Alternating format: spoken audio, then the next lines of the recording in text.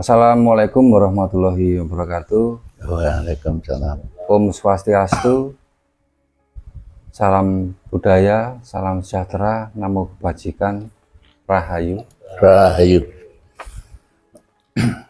Alhamdulillah untuk malam ini teman-teman ya, kita bertemu dengan senior kita. Beliaunya adalah Bapak Suroyo, atau lengkapnya mungkin bisa dilihat di sini, Bapak Dr. Ade Suroyo MM. Pak Surojo ya, itu adalah sekaligus pendiri atau pimpinan Kuda Birawa yang terletak lengkapnya pundi Pak ini. Itu Bungur Karangrejo Tulungagung. Nah, seperti itu ya tentu ya. Iya. Jadi kesempatan malam ini dengan saya memberanikan diri akan sedikit menanyakan tentang berdirinya Kuda Birawa, yang di sini sudah konsep ada 7 pertanyaan, bila mana supaya nanti kita sebagai kaum pemuda bisa mengetahui tentang bagaimana dan apa sih sebenarnya Kuda Birawa itu, atau nanti punya misi-misi seperti apa, sejarahnya bagaimana. Nanti kita langsung tanyakan kepada beliaunya. Nah, oke, langsung saja lebih lengkapnya ya. Terus terang ini saya memang salah satu, sebelum kita lanjutkan ya, saya ulangi lagi, saya salah satu adalah sebagai penggiat budaya Jawa atau pelestari budaya Jawa.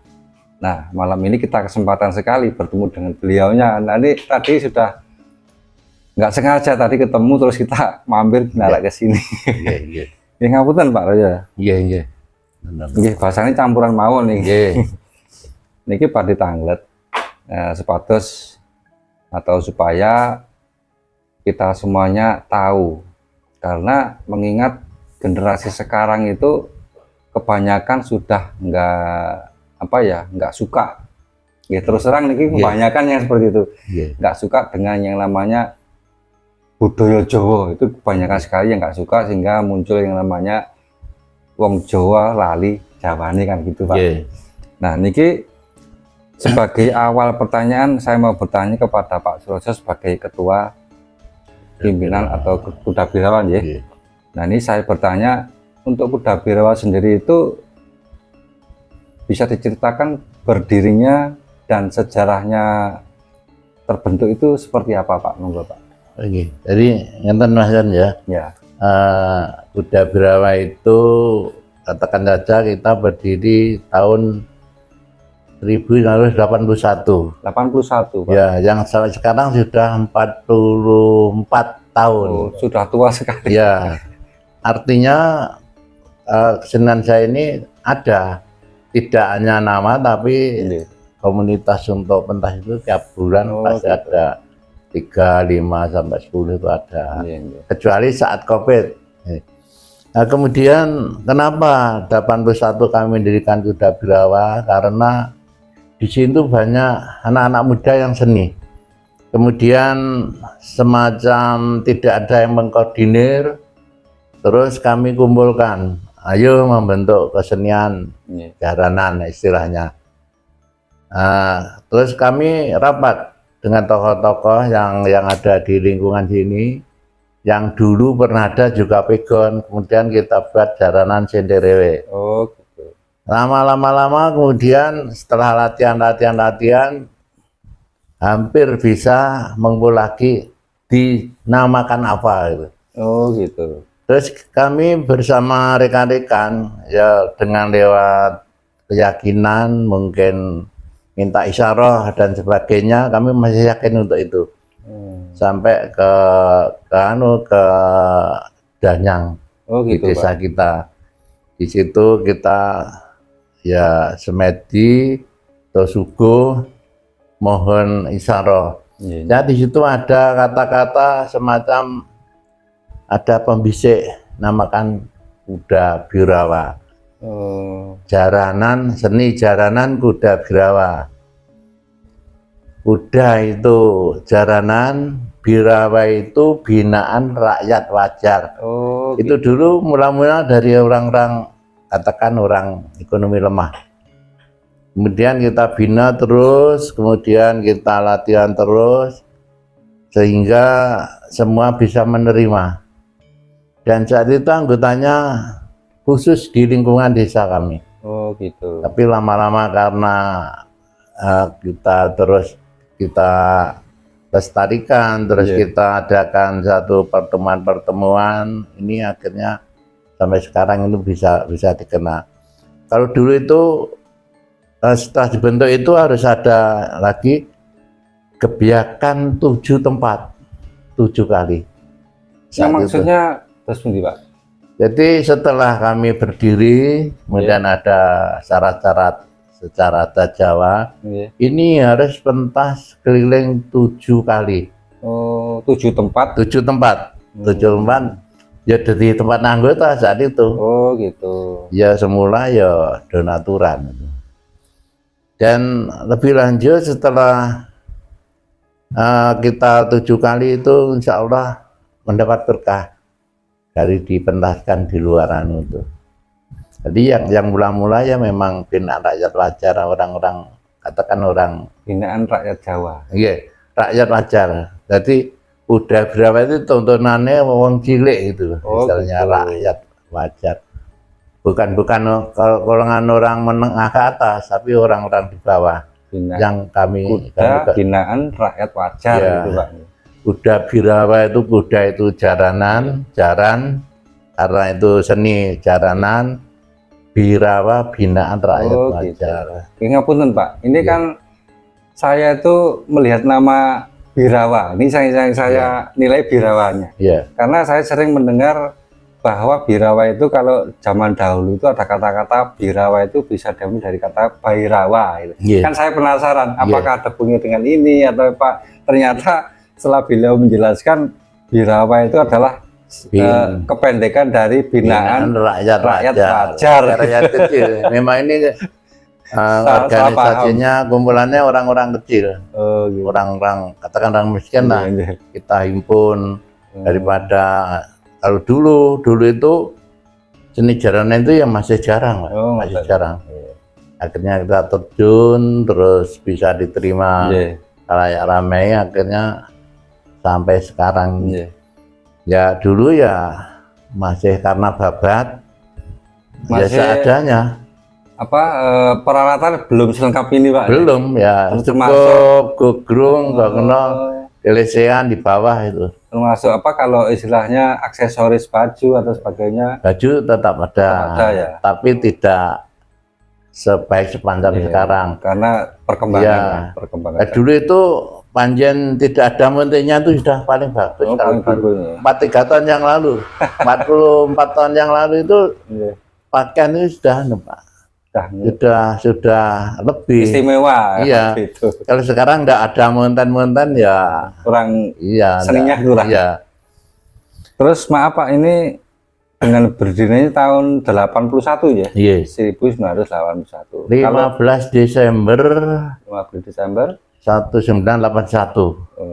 Berarti 40-an tahun lah. Iya. Terus karena ini juga hubungannya dengan tahun berdirinya, apakah berdirinya juga mungkin maaf Pak ya, ini mungkin menyangkut tentang legalitasnya mungkin juga. Apakah saat itu juga sekaligus dengan membuat pakem sendiri tentang ini atau gimana? Untuk legalitas resmi kalau 43 tahun yang lalu itu mudah cukup kita laporan ke kebudayaan. Oh, berarti maksudnya iya. Saat itu kami juga seorang guru, sehingga di kebudayaan itu sering untuk bisa dengan terus legalitasnya ya dari cukup Indo, Pak. Cukup Indo itu. Kemudian kalau setelah legalitas ya kita kan setiap pentas itu pasti dulu mesti izin. Ditanyakan cukup Indo kalau dulu. Cukup Indo. Kalau sekarang ada rekomendasi, ada KTP. Gitu kalau sekarang. Kalau dulu cukup Indonya. Nah, mengingat kan kuda birawa itu kan juga tentunya membutuhkan personil yang banyak, Pak. Nah, termasuk perangkat, sebegitu banyaknya, terus personal juga banyak, atau lagi nanti ada background yang mungkin bisa disetting, itu kira-kira kalau tampilnya itu secara keseluruhan atau maksimal sampai berapa orang Pak? Jadi kru kami itu ada 3 bagian. Ada bagian kerawitan, ada bagian tata busana, ada bagian panggung, tata tari. Kalau waktunya, kalau siang itu ya jam 10 sampai jam 5 maksimal. Kalau malam setelah maghrib jam 7 sampai jam 1. Saat ini kalau dulu sampai subuh. Nah setelah jam 12 diisi dengan ketoprak. Gitu. Kalau sekarang udah jam 1 cukup. Kemudian kalau personilnya ya kita ganti-ganti Mas. Kalau penari, penyanyi itu ganti, tapi pengrawit ya sampai 2 kadang masih kita pakai. Toh pengembangan dulu itu dari senderewe, kemudian campur sari. Terus senderewe cukup dengan alat yang sederhana, karena campur sari kita pakai gamelan. Jelas lebih banyak. Ya, lebih banyak lagi. Senderewe atau campur sari tetap. Anggota kami sekitar 40. Oh banyak. All in ya, 40 itu sudah pengrawit ya, pengawit. Terus kemudian penyanyi ada sekarang. Kalau penyanyi itu kan relatif Pak ya. Mau minta berapa monggo. Terus termasuk peralatan, bagian peralatan. Kalau dulu cukup di bawah, sekarang pakai panggung, pakai dekorasi, pakai Bahkan mungkin kalau sekarang mungkin maaf Pak, kalau bahkan mungkin sekarang kan ditambah dengan alat modern seperti drum, ada simbal, atau ada makan organ dan sebagainya, mungkin ada Pak. Nah itu pengembangan kami Pak. Pengembangan. Setelah ya lambat laun karena pasar mengendaki untuk direnovasi ada pengembangan, kami menggunakan versi campur sari. Karena setelah saya muncul itu, Sapitri muncul 4 tahun sudah tenggang sana versinya dangdut, udah berapa versinya gamelan campur sari. Sehingga kalau campur sari itu kerawanan itu kecil. Jadi ya pakai drum, pakai gitar, pakai organ, tapi nuansanya campur sari bukan dangdut. Kalau dangdut biasanya anak-anak muda itu joget-joget akhirnya geger. Kalau campur sari ya aman. Kalau mungkin setengah versi ada joget, kami ngoper Pak. Nah sebenarnya panggung itu yang marahi rame geger dandak itu sutradaranya. Kok bisa gitu Pak? Kalau di penonton sudah joget-joget, ya musiknya diganti. Musiknya diganti klasik, jaranan, nggak bisa dijoget. Atau mungkin dangdutnya tidak aman, campur sari. Mungkin anak muda kan tidak suka dengan campur sari. Akhirnya mereka marah, sehingga membuat keributan. Tapi kalau Muda Birawa selanjutnya itu yang sudah sampai sekarang ya, yang sudah loh, yang belum Pak, saya belum pernah itu geger. Orang itu melihat itu sama duduk manis, menikmati. Kalau yang lain kadang-kadang kan gegeran. Terus sampai sekarang pengembangan ini kita sekalian di sini itu kita melayani pasar Pak. Sekarang kalau dulu dari 81 sampai mungkin 98 kami itu pelestarian. Terus anak hasilnya ya Buddha, nenek Buddha keluarga. Kalau setelah itu menjadi seni untuk dimakan. Jadi anggota kami itu harus bayaran itu. Atau istilahnya bisa dikatakan profesi profesional gitu, ya. Profesional. Ya, jadi tahun itu sampai sekarang nih. Kemudian untuk nuansa yang lain, setelah kami berdiri itu dulu yang terkenal tuh aku Sapitri dan Kuda Birawa. Sapitri versi dangdutnya, Kuda Birawa campur sarinya. Kami berpegang terus campur sari. Ternyata Sapitri tenggelam, Kuda Birawa masih sekarang masih eksis. Gitu. Dan kami sudah mengembangkan itu lewat ngelatih, mungkin sampai dengan Kutai Barat kami ngelatih di sana di Lampung. kami latih. Kalau Tulungagungan hampir semua, sampai untuk katakan Indonesia sampai barat sampai timur kami sudah pentas. Jadi gunanya kalau campur sari itu kerawanan ada. Nah, sekarang yang ditembak lagunya, jogetnya itu kan kuda birawa. Hanya aja yang latih itu cucu kami untuk biar kami, Pak. Artinya yang kami latih tenggelam, latih lagi. Ini sudah tidak latih lagi, itu berarti istilahnya saya istilahkan sekarang latih anak latih lagi, tapi bentuknya hampir sama. Itu dokumen ada kok, dokumen kami ada. Pak betul ini jogetnya kaset yang manual itu kan ada. Semua kan jiplak itu. Berarti kalau melihat yang jenengan sampaikan tadi, tidak hanya untuk pelatihan atau membentuk supaya ini nanti bisa apa namanya, tadi kan jenengan menyebutkan tentang pengembangan. Nah, termasuk berarti kan tidak harus di pusatnya gitu Pak. Misalkan jenengan tadi, oh ternyata di Lampung ada pelatihan, sehingga nanti nggak sampai hilang lah gitu. Bisa Pak. Jadi ini utamanya sepertinya kaset itu kan diciplak juga. Tapi kalau lagunya untuk dicetak dalam video lagi harus seizin. Tapi kalau hanya untuk latihan tidak masalah. Tidak apa-apa. Bisa. Jadi sudah berkembang, Pak. Bisa dianu. Dan untuk kolaborasi seni itu bebas. Monggo kalau ingin dikreasi. Makin mau niku wonten pertanyaan saya. Ya itu dulur ya. Tadi sudah disampaikan oleh beliaunya bahwa ternyata berdirinya sudah 43 tahun yang lalu dan sampai eksis sampai sekarang. Nah, ini menyikapi tentang eksistensi. Kan sekarang itu namanya kebudayaan itu kan bermacam-macam Pak. Misalkan contohnya kalau yang baru-baru ini yang lagi viral, itu ada berot. Nah, kalau di daerah Malang atau di daerah Pasuruan dan sebagainya itu ada namanya bandengan berot.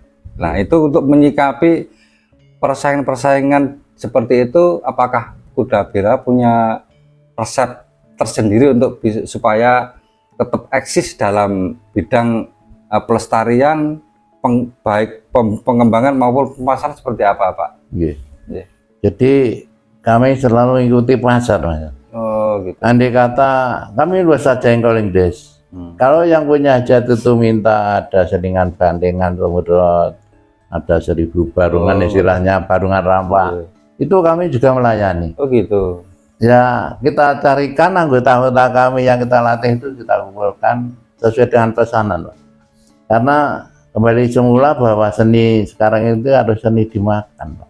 Jadi kalau kita tidak mandat pasar ya tidak laku. Kecuali Kedirian kami menolak. Sekarang pentas seperti Kedirian di halaman itu tidak ada panggung, terus hanya gugrung. Joget-joget itu kami tolak. Kami tetap eksis pakai panggung sepertinya ketoprak. Bagus. Tetap kita termasuk Kuda Birawa ini dulur, termasuk favorit saya karena dari juga permainannya tentang kalau kita katakan musik lah, kalau anak muda sekarang mengatakan musiknya itu selalu terbaru atau kreasinya banyak gitu. Jadi termasuk setting panggung atau mungkin dalam juga kreasi tentang mungkin apa ya, kalau kita bisa kita kan view-nya kelihatannya kan bagus. Itu termasuk salah satu Kuda Birawa ini favorit saya. Ya kebetulan Pak Suroyo juga saudara saya gitu. Kalau saya domisili Malang, kalau kebetulan Pak Suroyo sendiri masih bertempat di atau domisili masih di Tulungagung.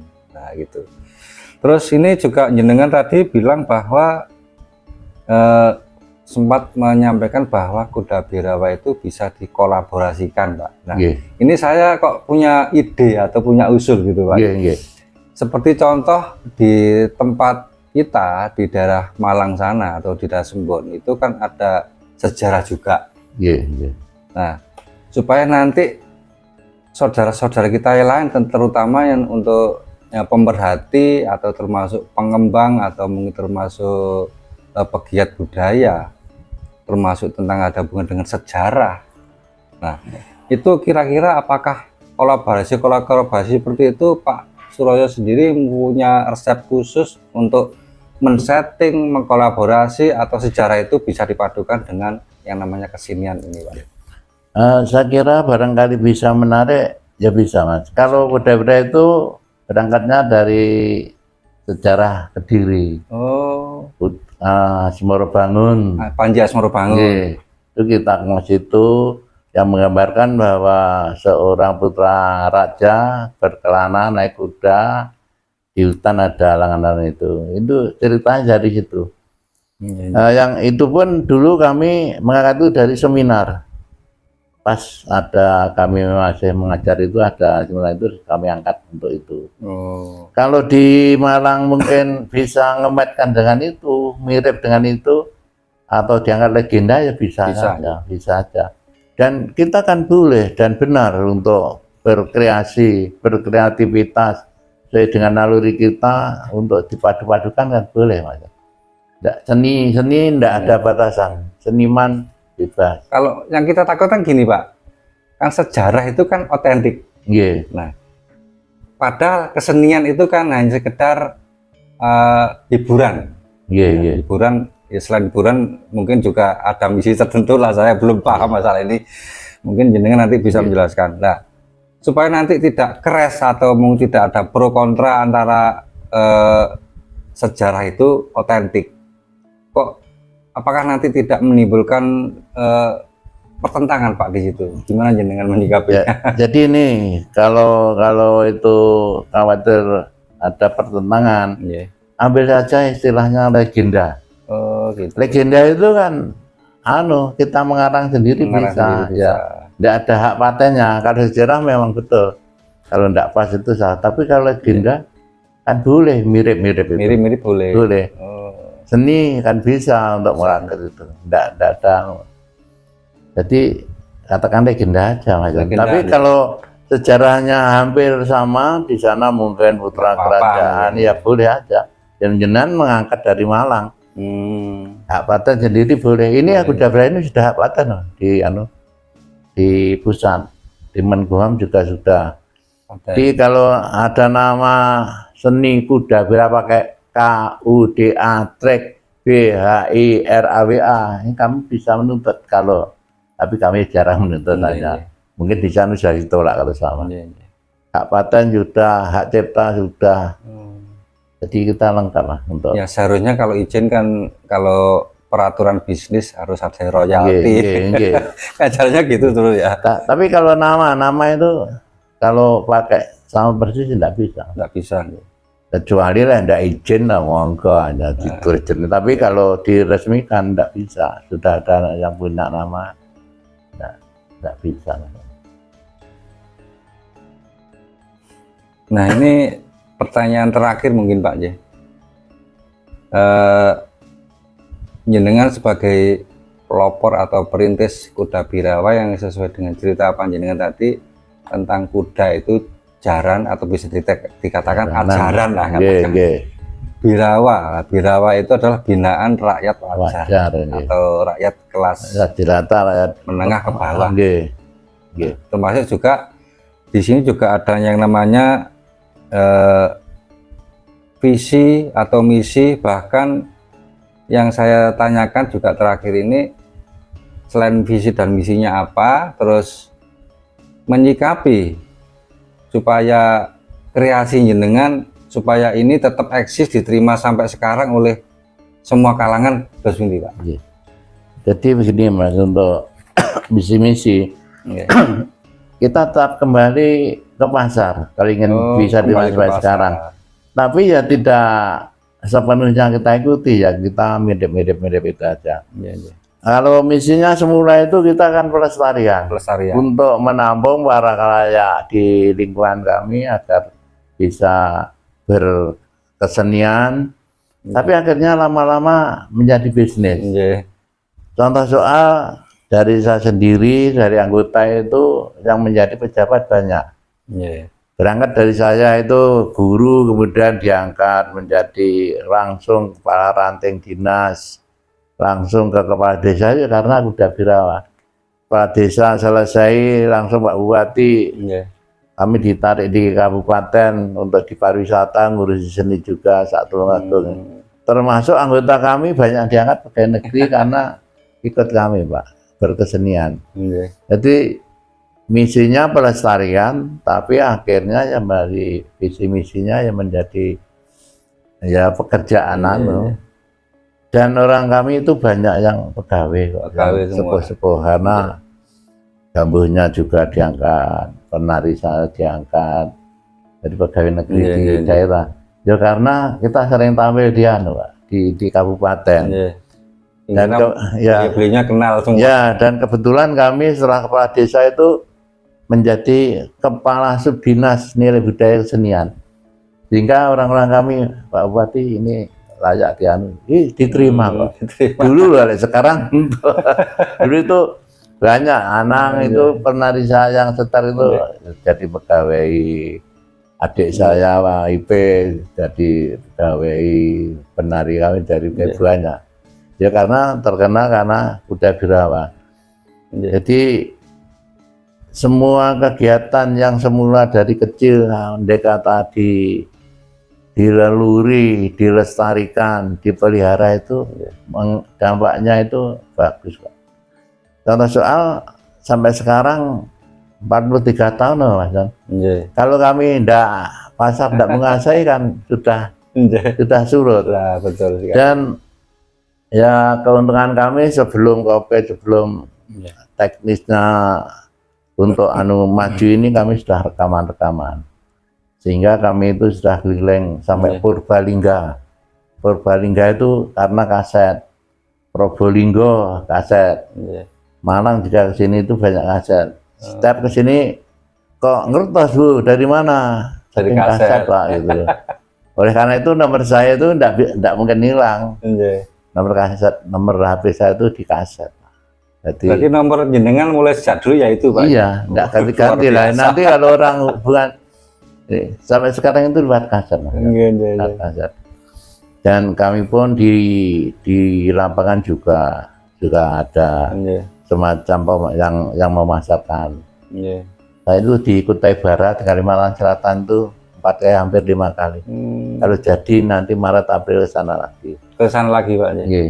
Masih hitung-hitung. Luar biasa tuh, luar biasa sekali. Ini juga salah satu favorit saya juga ya, termasuk artis atau mungkin juga salah satu pengurus di sini. Namanya Mas Jidul kalau nggak salah. Pak Jidul. Itu dalam tampilan-tampilan beliau itu Pak Jidul itu sering membawakan yang saya ingat adalah cerita tentang Sri Tanjung.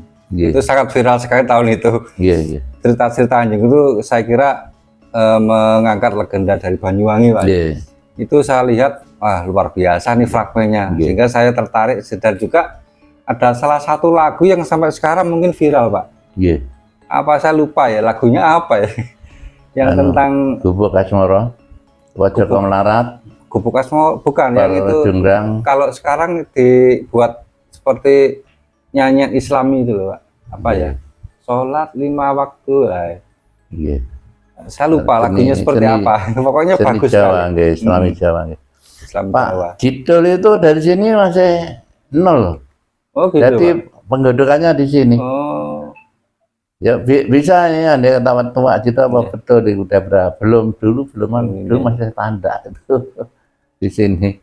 Terus untuk kreasi lagu-lagu itu apakah Pak Suro sendiri yang membuat atau gimana Pak? Kalau yang buat adik saya IP.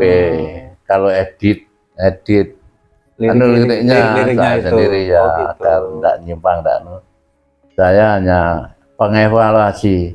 Terus juga termasuk fragmen-fragmen yang tampilkan itu? Iya, ini sebelum ramen ini kami ada pengisian. Caranya gimana, bentuknya biaya ini. Ada evaluasi dulu. Sebelum tadi sepertinya panggungnya Pak Sefodeh yang kami ciplak.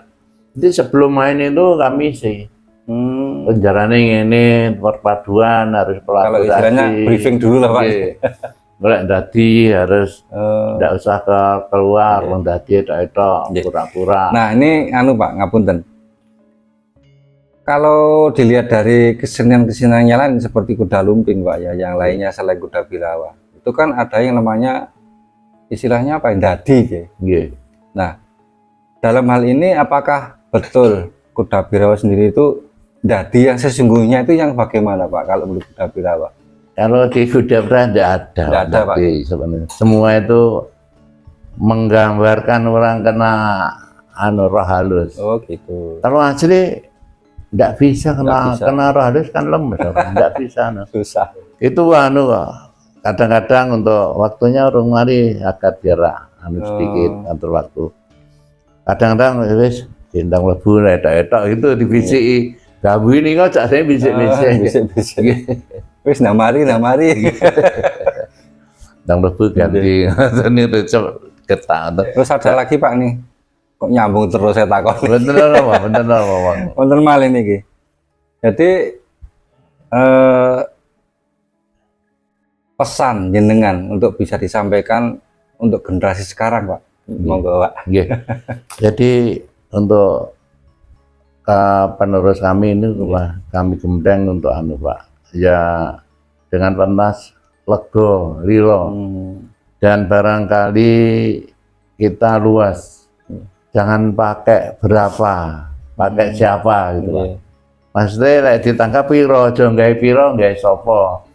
Dek nangkapi wong luar negeri anu ya kaedan piro. Beda lagi. Iya. Tapi kalau saya nangkap ya orang-orang jangannya Mas ya yang tidak ada ya seadanya. Seadanya. Saya pernah pentas di Sekandang itu orang ujar. Sekian Mbah Royo, nggih.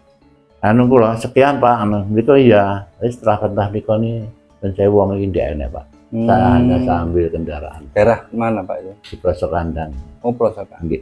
Omahnya anu ya ndaknya ya. Tapi kita terus generasi kami atau saya sendiri Pak.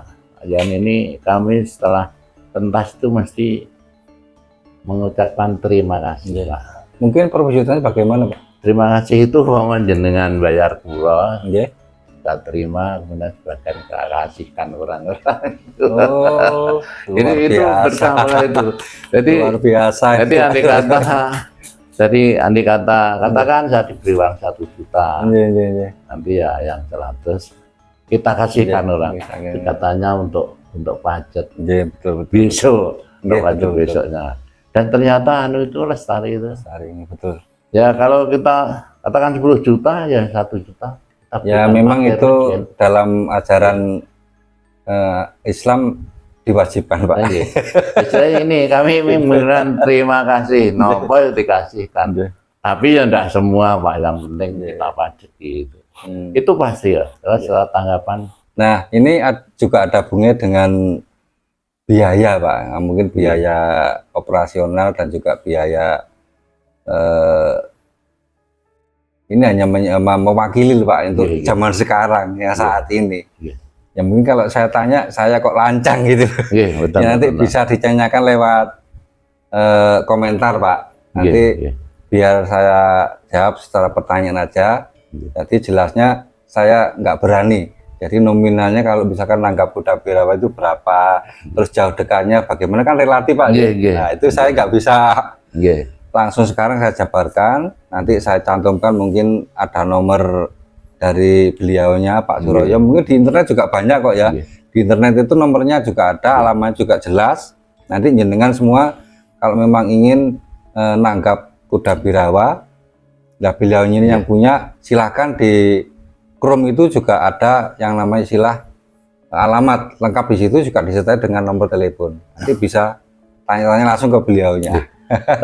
tapi untuk itu Mas Yan, ya kami kalau bukan jenengan ya kami sampaikan. Semua orang yang butuh kuda berat itu kalau temu saya tidak ada tidak jadi. Oh gitu. Pasti semua jadi. Iya. Yang tidak jadi itu lewat orang lain Pak.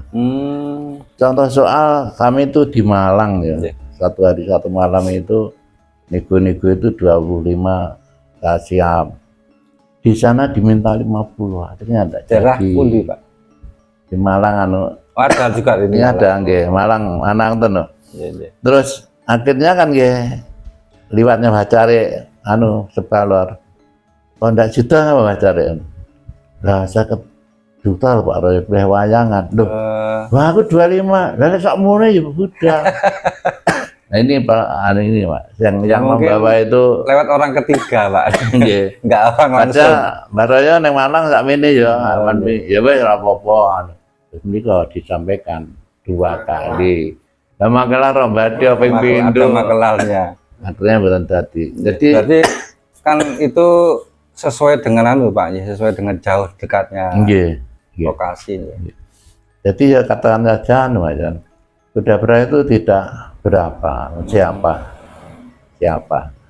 Melihat situasi dan kondisi. Nggih, dan kalau jauh ya yang kena ya hitungan dhewe lah kendaraane piro kan. Nggih, sewajarnya. Nah, nggih. Ya mungkin ngoten mawon Pak, yang mungkin bisa kami tanyakan, semoga apa yang kita bicarakan dan juga jenengan sampaikan tadi bisa bermanfaat bagi dulur-dulur semua yang suka dengan kebudayaan tentunya, dan khususnya tentang kesenian kuda lumping atau ya sudah ada namanya yaitu kuda birawa yang berdomisili di Karangrejo ya. Jadi saya sangat berterima kasih hari ini bisa bertemu dengan beliaunya. Semoga kuda birawa kedepannya semakin bagus kreasinya, semakin banyak disukai baik kaula muda maupun kaula tua. Jadi tetap eksis dan tetap jaya di udara.